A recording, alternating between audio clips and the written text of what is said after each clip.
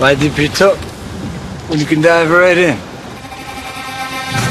Why let things simmer when you can cook up a storm? Why live life in half measures when you can live it to the brim?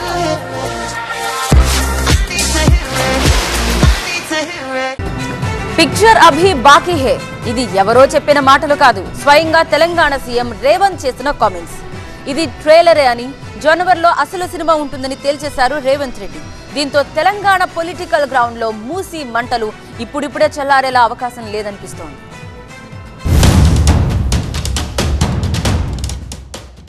తెలంగాణలో మూసీ పునరుజ్జీవంపై జరుగుతున్న రాజకీయ చర్చ అంతా ఇంత కాదు. మూసీ ప్రక్షాళన విషయంలో వెనక్కి తగ్గేది లేదని సీఎం రేవంత్, ఈ ప్రాజెక్టు పేరుతో భారీ దోపిడీకి కాంగ్రెస్ సర్కారు ప్లాన్ చేస్తోందని బీజేపీ, బీఆర్ఎస్ ఆరోపిస్తున్నాయి.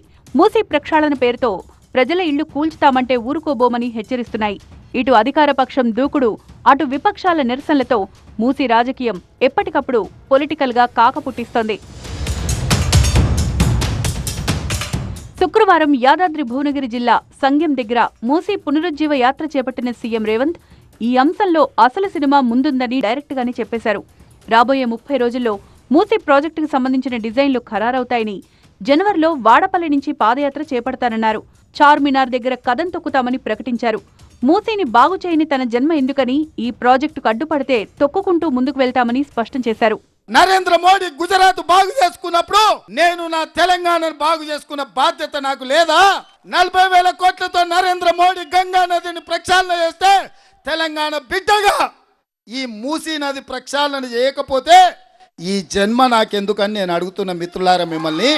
ఈ మూసీ ప్రక్షాళన చేసి తీరుతా.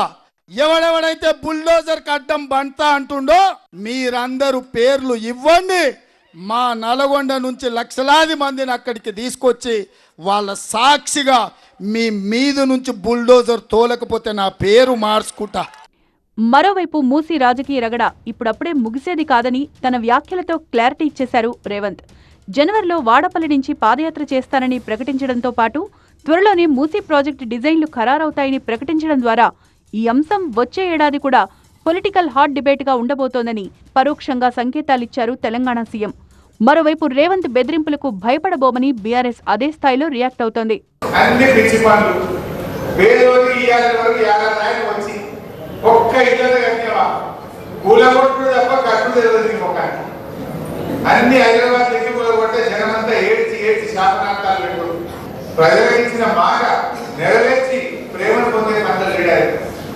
బెదిరించి పోలీసులను పెట్టి అక్రమ కేసులు పెట్టి నన్ను అడుగుతావా, నన్ను ప్రశ్నిస్తావా అని ఒక లగ పంచాయతీ తెలుసుకుంటాడు.